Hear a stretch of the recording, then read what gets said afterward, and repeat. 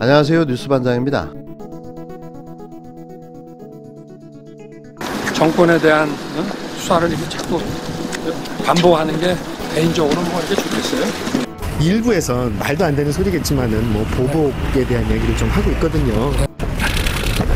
검사가 수사권 가지고 보복하면 그게 깡패지, 그게 검사입니까? 윤석열이 또다시 깡패짓을 시작했습니다. 검찰이 수사권으로 보복하면 그게 깡패지 검사냐고 말한 그의 말은 어김없이 또 지켜지지 않았습니다. 벌써 이게 몇 번째인가요? 같은 패턴의 같은 행동 양식. 이쯤 되면 이건 막가자는 거고, 이쯤 되면 이건 자신이 진짜 깡패라는 사실을 입증한 셈인 건데요. 검찰 고위 인사를 앞둔 지난 5일, 윤석열 청장은 박범계 법무부 장관을 만나 추미애 라인이라고 불리는 검찰개혁 4인방에 대한 경지를 요구했습니다. 특히 이성윤 서울중앙지검장의 교체와 자신의 최측근인 한동훈 검사의 복귀를 요구했다 거부당했는데요. 5일, 박 장관과 윤 청장 회동 사진이 공개되자 온라인 커뮤니티와 SNS에서는 윤 청장을 성토하는 댓글이 쏟아졌습니다. 윤 청장이 다리를 크게 벌리고 앉아 대담하는 자세를 두고서 어떤 부하 직원이 상급자 앞에서 저렇게 앉는가라며 이 사진 한 장이 모든 걸 설명한다는 지적이 나왔는데요. 송여운 MBC 기자는 두 사람이 마주 앉았다. 한쪽은 검찰청장이고 다른 한쪽은 법무부 장관이다. 그런데 왠지 한쪽은 빚받으러 온 청부업자처럼 보인다라며 신원섭한, 그 사람의 언행을 보면 그 사람의 인격이 보인다. 인격은 그 사람의 품격이라고 꼬집었습니다. 전상훈 이지스 커뮤니케이션 대표는 검찰청장이 신임 법무부 장관을 예방하기 위해 법무부로 가지 않고 중립지대라고 하기에도 낯뜨거운 서울고금에서 만나 검찰 간부 인사를 협의하는 게 합당할까라며 윤석열은 왜 배를 디밀고 다리를 쩍벌하고 있을까? 장관이 아니라 그 누구를 만나도 이런 자세를 취하는 게 인간에 대한 예의에 부합한 것일까라고 물었는데요.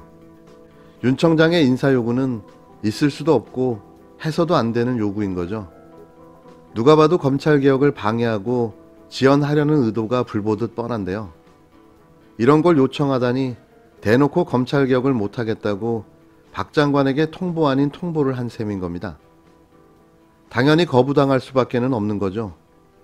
그러자 그가 꺼낸 카드, 조국 전 장관도 당했고 추미애 전 장관도 당했던 법무부 장관을 향한 없는 죄 만들기, 검찰의 먼지털이식 수사가 시작된 거죠.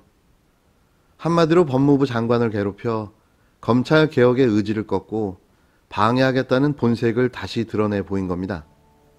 어처구니 없게도 말이죠. 이런데도 검찰청장을 탄핵하지 않는다고요? 6개월 남았으니 그냥 두고 보자고요? 월성 원전 사건을 뻥튀기 하며 대북 원전 건설이라는 부품 공작까지 국힘당에게 만들어주는 상황에서 박 장관에 대한 수사까지 뭘 더 지켜봐야 하는지 모르겠습니다. 대통령도 탄핵했고 판사도 탄핵했습니다. 검찰청장은 왜 탄핵을 못하죠? 제대로 된 선례를 남기기 위해서라도 반드시 퇴임 전 그 책임을 물어 탄핵시켜야 합니다. 박범계 법무부 장관이 국회 법제사법위원회 간사를 맡으면서 공동 설립한 법무법인의 급성장 논란에 대해 검찰이 수사에 나섰습니다. 우선 이게 수사를 해야 될 사건인지, 그리고 이 시점에 이 수사가 왜 느닷없이 튀어나온 건지 이해도 납득할 수 없는 윤석열의 직권남용의 개탄을 금할 길이 없습니다. 5일, 법조계에 따르면 대검찰청은 법치주의 바로 세우기 행동연대, 약칭 법세련이 제기한 박 장관과 법무법인 명경 관련 고발 수사를 대전지검에 배당했습니다. 이는 매번 반복되는 우파 시민단체의 대리고발, 그리고 정치검찰의 수사, 이어지는 국힘당의 공격과 찌라시 여론의 왜곡보도라는 공식을 그대로 보여주고 있는데요. 누가 봐도 그 카르텔이 다시 작동한 거죠. 무엇을 의도하는지 누가 봐도 뻔히 알 수 있는 그 뻔한 스토리인 겁니다. 이 사건은 공공반부패 범죄전담 수사부서인 형사 5부 이상현 부장검사 2개의 검사실에 맡겨졌는데요. 대전지검 형사 5부는 현재 월성 원전 1호기 경제성 평가 조작 의혹을 수사 중인 곳입니다. 대전지검이 어딥니까? 윤석열의 최측근인 이두봉 부장검사가 지검장으로 있는 곳입니다. 지난해 10월 느닷없는 전국 검찰청을 순회한다고 나섰던 곳에 첫 번째 방문지가 바로 대전지검이었는데요. 이 방문 이후 월성 원전 1호기 수사가 급물살을 타기 시작했습니다. 이번에도 너무나도 우연하게 박 장관 수사를 맡게 된 곳 역시 대전지검인데요. 그것도 윤석열 최측근인 이두봉 지검장이 맡게 된 거죠.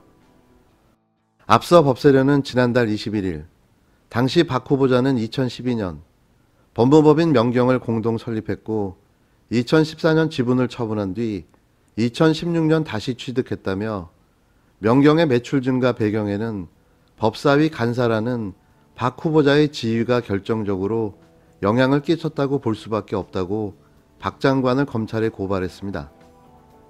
박 장관은 지난 2012년 명경을 공동 설립하고 1,000만 원을 출자했는데요. 이후 재산신고에서 나온 명성 매출액이 2019년 32억 8천만 원으로 크게 늘어 박 장관이 매출 증대에 영향을 미쳤다는 의혹이 인사청문회에서 불거졌습니다. 이에 대해 박 장관은 하늘을 우러러 한 점 부끄러움이 없다며 19대 국회 개원과 동시에 변호사 휴업 신고를 하고 법무법인으로부터 이익 분배를 받지 않아 법인 출자 지분을 유지하더라도 국회의원의 겸직금지 의무 등에 위반되지 않는다고 해명했는데요. 박 장관은 의혹을 의식해 지난달 14일 법무법인 지분을 모두 정리하고 탈퇴 신고했습니다. 보통 법무법인이 설립되면 저 정도의 매출은 기본입니다. 또 어떤 식으로 엮어서 박 장관을 궁지로 몰아갈까요?